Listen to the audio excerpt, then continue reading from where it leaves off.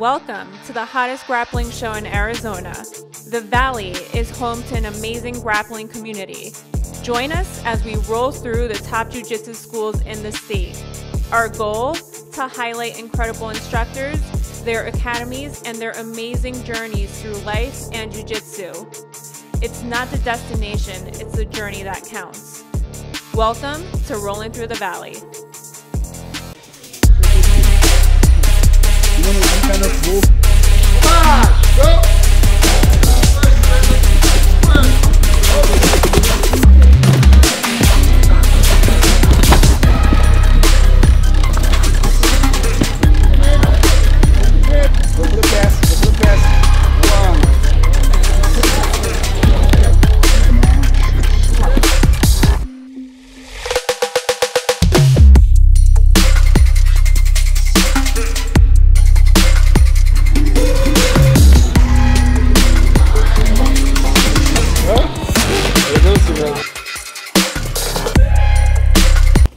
Sales here, rolling through the valley. Here we are at ARES, and with me is Osvaldo, Queixinho, Moizinho. Did I get that right? Okay, good. Perfect. Thank you so much for being on the show. I am super excited to get to know you a little bit.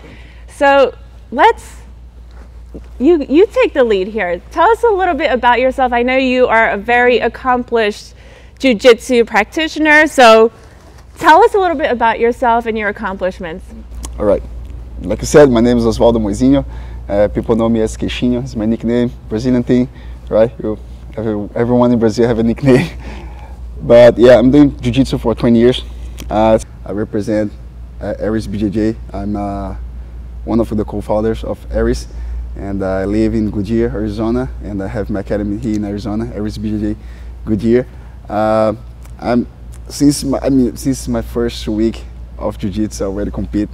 You know, so I like to compete. I always like to compete and challenge myself. And yeah, I won 2 Nogi awards. I won a couple Pan American Nogi championship. I multiple times American national champion. I have a pro league title.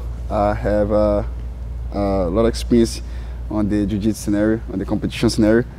That was my passion since day one. I like to compete. I like to be in a competition, to be in the mat. I actually did judo before, so that's where my background came from. And I compete in judo too, so I always have that competition, you know, mindset and competition in my blood. Mm-hmm. So I'm a black belt under Augusto Mendes, Quino, Rafael Formiga, Leandro Escobar, Tatu, and Bruno Tank. So by the time I got my black belt, I was in Rio, in Brazil, and then right after I got my black belt, I moved to USA when I start a new, you know, challenge, a new life, and I was able to finally live off jiu-jitsu and purchase my dream. So tell us how you got into jiu-jitsu. How did it all start? Tell us your story. So it's funny because by that time jiu-jitsu was really a bad thing, you know, because a lot of kids or teenagers or men, or they're using jiu-jitsu for a bad reason, no, to get in fights, to get in, you know, in the fights, in street fights, and for gangs, to use that against other people. And I think that was not the main purpose of jiu-jitsu. That was not the best of jiu-jitsu at all. So, but that's how it become really popular in Brazil. You can see, like, you could hear like stuff about Ryan Grace by the time that he got in trouble and this and that. And then of course I have friends in Tijuca. I grew up and born in Tijuca, right by the Tijuca Tennis Club, the big, venue of, not big, but the most famous, you know, venue of jiu-jitsu. And I have friends that used to do jiu-jitsu, and I was kind of, I would say, jealous of them because they are always, you know, everybody wants to be like those guys, not like the jiu-jitsu guys. They go to, you know, they have the best, you know, friends. They have the best girls. They go to the best parties, and they always, you know, they popular, you know. Yeah. They are popular, and that was kind of what brought me into jiu-jitsu, you know, environment. But then I have one of my best friends, Marcos Antelante, and he was the one pushing me to, you gotta come and try. And then as soon as I try, I would have the gi because of the judo. Yeah. I did judo a few years before, and I had actually my brother's gi because my gi was too small by the time. I was 16 when I started doing jiu-jitsu, so I gave it a shot, and then I love it. And then different of the way I see, different of the way I saw before, I changed my mindset. When I started training, I never got in a fight. You know, even if I wanted to be prepared for a fight, because I wanna be ready for any kind of situation. But after I started training, I never got involved in a fight, in a street fight, or any type of situation that I need to use my jiu-jitsu, and I'm glad. But when Marcos brought me to train, at first we had a big academy, really famous, with the best guys in the neighborhood, and I was kind of afraid, kind of intimidated. And then I went to the small academy, you know. It's like instead of go for the, I don't know, like the Gracie Barra, I went to the small little academy in the corner, and that was the best thing I did, because, you know, I believe if I go to the big academy, I would be just one more guy. And in my academy, I was part of the family.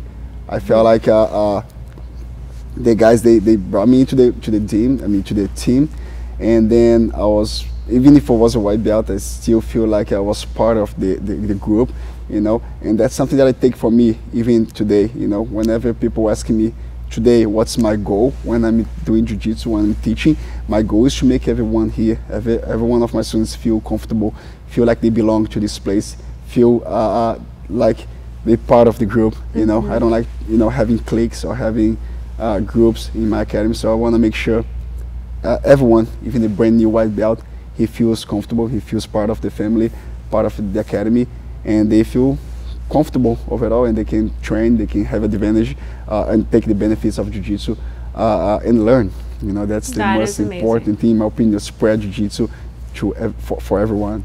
Love that, awesome.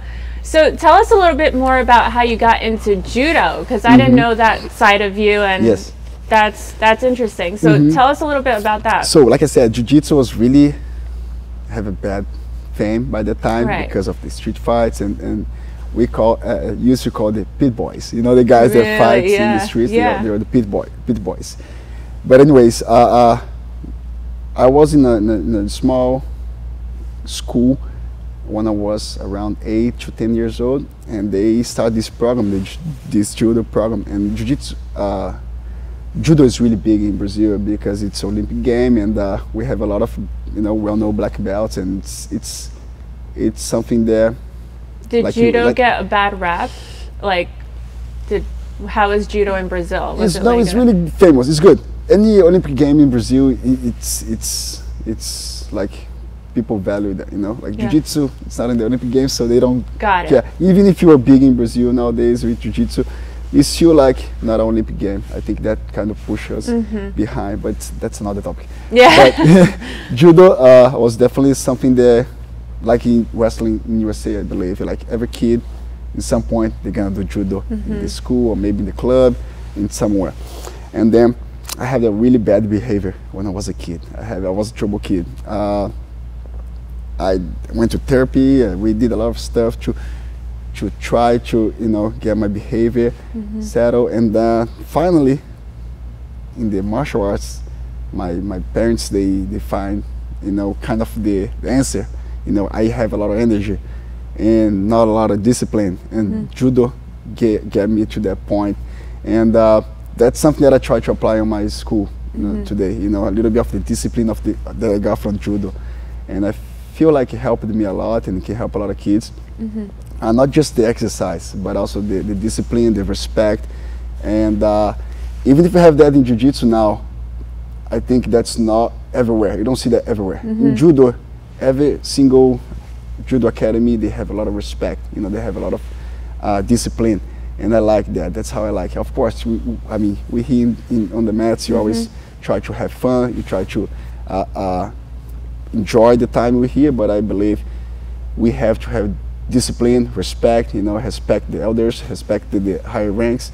And I think every kid should do jiu-jitsu because of that, because of the discipline, the self-control, not just the self-defense. I think the self-defense is just a little part, you know, the anti-bullying is big, but I believe that discipline, the concepts and the respect that you build on the mats, it can go, you know, sidelines as well. Awesome. Tell us a little bit about your academy. When did you open it up? Tell us about, you know, the classes that you offer. Do you have competition classes? And do you offer judo? Go ahead. So, I moved to USA in 2011, okay, and then until 2019, I lived in California. I had my school, my friends, everything in California until 2019, okay. And for some reason, maybe because I wasn't really happy, and maybe I was a little far from the centers of the big cities, and I decided to take the step of moving to Arizona. Of course, I have friends here before I came. Actually, I did one of my first tournaments here in Arizona. I mean, first tournament as a black belt in USA here in Arizona at the AZ League Federation, Gustavo Dantas, and I appreciate because they helped me a lot. Since I competed in that tournament, I started building my name and growing and being well known in the jiu-jitsu scenario. But then in 2019, I have this opportunity, you know, to move to Arizona, open up my academy, and then expand my team, and also give some support to the affiliates that we have here by that time. And then, yeah, I took that decision, and in my opinion, it was the best decision ever. We are here at ARES BJJ Goodyear, and we have 300 plus students here, 300 plus members. We have class. Wow. We have class from 6:30 a.m. until 6:30 p.m. Monday to Friday, and we have beginners, our levels, our advanced. We have for kids from 4 years old to adults, and I mean, there's no limits for jiu-jitsu. I think anyone can do it, and we have multiple world-class coaches here in the academy. We normally split the class. So if you have, like, for example, advanced class, even if it's an advanced class, not everybody in the advanced class is a competitor. So we make sure the competitors, they train not just with the competitors, but they know when it's time to train for competition or when it's time to train with someone that just joined the team and just start training here with us. And something that I keep telling my students, that every person here is different, you know. Everyone have a different goal, different mindset, different lifestyle, different body type, and we can't train the same with everyone. You have to understand. One thing that I take for me, that I use and try to pass them, is like, I go on your pace, you know. If you go fast, you go fast. You go slow, you go slow. And I try to pass this to them, because it's really hard to have a competition team in a regular academy, or in an academy that it's not 100% about competition. It's actually the opposite, you know. But we try to manage that in the best way, and then don't let that affect the students. You know, I want everybody here to reach their goals. They have different goals, like I said. We all have different goals, but we all here together for a reason, you know, to try to push it. For some reason, people, sometimes they want to lose weight, sometimes they're here to make friends. You know, yesterday I had a lady here. She's around her 50s, and she's like, oh, I work from home, and it's good to be here because I can socialize, you know. Oh, wow. Yeah, so it's not just self-defense, it's not just exercising, you know, doing something. It's about life, you know. It's a lifestyle. That's how I believe. Absolutely. The jiu-jitsu, it's lifestyle. Is my whole life. It's about jiu-jitsu. Everything for me. All my friends, they come from jiu-jitsu. Yeah. You know, my family they work with me. And, you know, that's how I like to lead my academy. Jiu-jitsu teaches a lot of life lessons. What does jiu-jitsu mean to you? Jiu-jitsu for me is everything, you know. It's my life, my lifestyle, you know. Like, everything for me starts with jiu-jitsu first, you know. So my friends, they train with me, or I met them in jiu-jitsu, you know. The best experience of my life was through jiu-jitsu, you know. Traveled to 30 plus countries, it was because of jiu-jitsu, you know. So I'm very grateful and very happy to have my jiu-jitsu career and my lifestyle, and yeah, it's my everything. Awesome. Well, you touched on my next question just a little bit about the competition mindset. So you also shared what you share with your students going into competition. Tell us a little bit more about your preparation going into a competition. I know you like to take it easy now, but like we want to know back then, like how was your training? How did you prepare? I want to know like what goes on in that mind. So go ahead. Before, yeah, I was just coming to the gym, training. Quino was a good training partner by that time. I was a brown belt, and I remember just train, just like 10-minute rounds, go, and no stop. That's because you don't have much time in Brazil. Everybody have to work and deal with the students and train. I believe that's the first thing you're gonna worry about. Have a coach that's gonna lead you.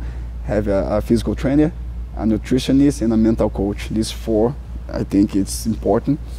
So is that what you did? Like you, going into competition, you made sure like your diet was right, your physical ability was up to par. So what did you do physically besides training like really hard? So since 2008 or 2009, when I was a brown belt, I started training with Italo Villardo. He's my physical trainer till today. Of course, he lives in Brazil, and it's hard for us to, you know, get to the best. But he always, you know, helped me out. He always keep in touch with me, send me my routine weekly, and every Monday. Sometimes I feel like a little. Oh, this week he's gonna give me a break, and then he sends me the training, and I follow that training. Of course, like I said, it's better when you have one person by your side. But it's not very easy, and I prefer training with him because he's a black belt in jiu-jitsu and he works with other athletes, than work someone that just do like CrossFit or just do physical training. He understands what we need. He understands how our body works. So Italo Villardo was the first step for my professional career. You know, I was a brown belt. I was training with him. Some other guys in the kind of, we make a little group. And that was good because we not just do like lifting, but we also do jiu-jitsu things, you know, and not in a regular class. You know what I mean? Like you used to get on the mat, just maybe just put the top and work some exercise that's gonna help us, like drills. Nowadays super common, but in 2008, 2009, nobody used to do drills. Like I told you, we just do porrada. But that was the first step for me to understand that I gotta, you know, move up and do all the stuff and all the look for the professionals, you know. And then of course I find a nutritionist, and by the time I didn't have a professor or a coach. Like I said, I got my black belt for Quino and Formiga, Tank and Tattoo, but they all, you know, they all spread Tattoo and Tank, they in Brazil by the time. Formiga was in West Coast, Tanquinho was here in Arizona, and I was in California, so I didn't have but I did have other guys that trained with me. We kind of made a good group, and we started pushing each other. Sami Chantry, Milton Bastos, and some other guys in California. We did basically what I was telling you about so far is we got together a group of friends from different teams, and we started training, and then at some point we were like, we are already training together. We're already friends with for a long time. So why not be part of the same team? That's when we decided to do ARES BJJ in 2016, and then we decided to take this step, and and now we're here, almost 10 years of team of ARES BJJ, and we're doing great. That is amazing. What does ARES mean? Does it mean anything? It's a god of the war. Wow. Look at that. I don't know why someone came up with this idea, and I feel like that's the way I see it. Every day we are fighting, we live in a war, right? Every day. Love it. And then I like the. I mean, I'm not compared with it. You know, the mythology. Yeah, yeah. But I mean, it's just like I feel like we are warriors. You know, yeah, for sure. Every day we fighting. We trying to prove everyone's wrong. Jiu-Jitsu is the best, and we want to make it happy. Want to make, we all want to succeed with Jiu-Jitsu. It's not easy, so like that's how I feel, and especially coming from Brazil, I feel like you live in a war, everyday war. Yeah, awesome. I love that. Tell us about your very first tournament experience. How did it go for you? Since my mother didn't want, because like I told you, the BJJ by that time was really a bad thing. You know, my mother didn't want me to do it, and I got a cut. I don't know. I mean, something that a lot of people don't know, but I got a cut on my head the first day training. Oh. And then my mother thought I was like, because of the fight, right. But I actually hit the wall with my head. I lost my balance and I hit the wall, and I got a cut. And then she's like, "You're not gonna do this anymore." Of course, right? Yeah. Anyways, I ended up convincing her to let me try for 2 months. And then the first week, they already trained. I got hurt, and then I took a little break, and then I came back. And then I trained for like a week. I swear, for like a week. And then they have this small tournament, and I tried to challenge myself. I couldn't do much. I won, but I couldn't do much. I remember I was just like, I landed on the half guard top, and I stayed there for the whole time. Yeah. It was a good experience because I didn't know much what to do. I didn't have much knowledge and much skills, but I took the challenge, and I feel that if it wasn't that tournament, I would not be maybe here today, because that pushed me. And then I started competing as a white belt still. Like I competed like 3-4 times, and then I was able to win Brazilian nationals. They used to have the Brazilian nationals for beginners. It's like the novice they have nowadays. Right. Yeah. So they used to have the Brazilian national for beginners, something like that. Yeah. And then I won, and I got my blue belt pretty soon because of those tournaments. I think that by challenging myself in competition early, pushed me to my next step, and then I ended up getting my blue belt in like 6 months. Wow, look at that. And like you said, like experiences shape who you are today. Yes. So it's so important. Like people get down on themselves because they lose and whatever else, but like all of that makes you who you are. And yes. I mean, clear as day here. Yeah, definitely. Fail sometimes. I mean, not it's sometimes. Good sometimes. It's gonna push you. It's gonna make you come back stronger. And sometimes when people say no to you, same thing. They say no, you work harder to get that yes and to make them happy. And I think that's, that teaches you something for the life, not just for Jiu-Jitsu. Actually, Jiu-Jitsu teaches you a lot of life. A lot of things that we're doing here. If you use those concepts in your life, you're definitely gonna have a better life and a lot easier. What is one of the biggest lessons competitions have taught you? Like, what did you learn? What did you take away? I think I learned that pretty soon. I mean, I fought a guy as a blue belt. He had tattoo all over. He had cauliflower. Intimidating, right? Intimidating. I was like, this guy's gonna kill me, And then the fight started.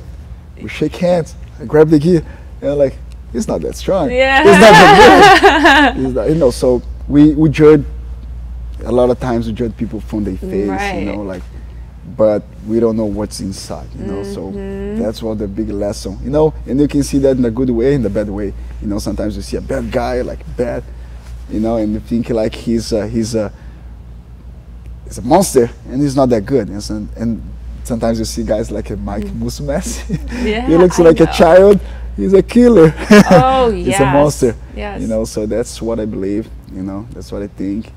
The competition taught me that, like, I gotta respect anybody, no matter how they look, or, no matter what I see in there, I gotta respect them, but also, respect me. I mean, not underestimate myself too.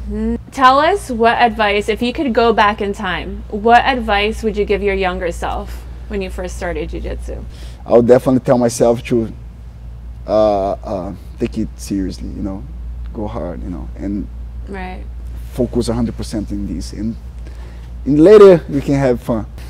So to finish up the interview, what are you currently excited about? Tell us, are you competing again? What's going on with the school? Let us know. So I'm excited about this new year, 2024. The academy is growing. We have a lot of new students, and my focus is always have everybody happy, all my students chasing their goals and being able to reach their goals. And of course, we have a competition team. In 2024, we're gonna push to the major tournaments. We're gonna bring a small team, but we're gonna bring a little team for the Europeans this month in Paris. And in February, we're gonna be doing the AZ International Open. It's a local tournament, you know, and I wanna have a big team. I wanna have all my kids, all my students pushing to that tournament. It's one of the goals tournament. We have like goals tournaments, you know, in those 5 tournaments from AZ League Federation. We're really gonna focus on those, and also the IBJJF, Phoenix IBJJF Open. Those are gonna be the focus as a team. And as a personal goal, I wanna make sure like the academy is running well, growing, and I want to be able to get more students, grow the business, become more involved, get more involved to the business side, which well, I'm already doing, you know. And I also lead my competition team, and that's last year that was my challenge, you know, like there's this transition between being ex-athlete, coach, business owner. So I'm kind of balancing myself, and I think that that's going to be my goal, to find a way that I can still building my academy and keep my competition team competing, traveling around to compete and represent the academy, and still be able to give enough attention to my students in here in Goodyear, and also to the other academies affiliates here in Arizona. One thing that we do monthly, it's like the ARES team open mat that we bring all the team together in one of the academies. So we're gonna start this month on the January 20th. We're gonna be at Grey Wolf in Scottsdale, and in next month we're gonna visit a different academy. So that's one of the ideas we have, to keep the you know, the community together and get my students to know all the members of ARES, you know, so they can know each other, they can compete together, and as we go for the tournaments, we can all, you know, stay together and support the team, to support the other teammates, and that's it basically. Awesome. I want to just keep moving, keep working, keep building my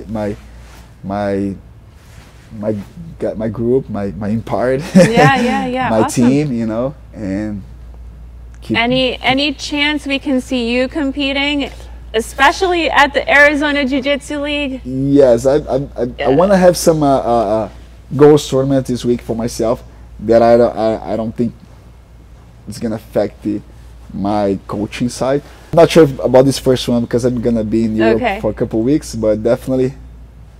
That would be amazing. That would be amazing. I'm looking for that prize, so yeah. I mean, it's an easy 5,000 for you. Yeah, I definitely wanna do awesome. I wanna show, you know, my students that I'm still able to compete and give some. I think that's important too. I don't know if I mentioned anything about this, but lead by example. I really believe in this. You know, like, so even if I'm retired as a high level competitor, I'm still gonna compete here and there. One of my personal goals is maybe do the ADCC trials, because I never competed at ADCC. So I did ADCC trials in Brazil in 2009, but then I never compete. So I might just compete. So it's the last one of the career. So cool. Check. Oh, that's awesome. How can we find out more about the school, more about you? What if somebody wants to get in touch with you? Where do we go? So we can find us in ARES BJJ Goodyear.com or ARES BJJ Phoenix.com. You can find me on Instagram as a Queixinho BJJ, Queixinho BJJ. It's difficult, but or just Osvaldo. It's easier. Yeah. But I mean, you can find me on Instagram, on Facebook, YouTube, you know, anywhere. Awesome. And if you wanna come by the academy, we are in Goodyear, the west side of Phoenix, and it's pretty close to the freeway, pretty easy to find. Nice. Come check us out. Awesome. Thank you thank so you so much, much. Priscilla. This was such an honor. Thank you. You were awesome. You're amazing. Thank you. Thank you. Okay.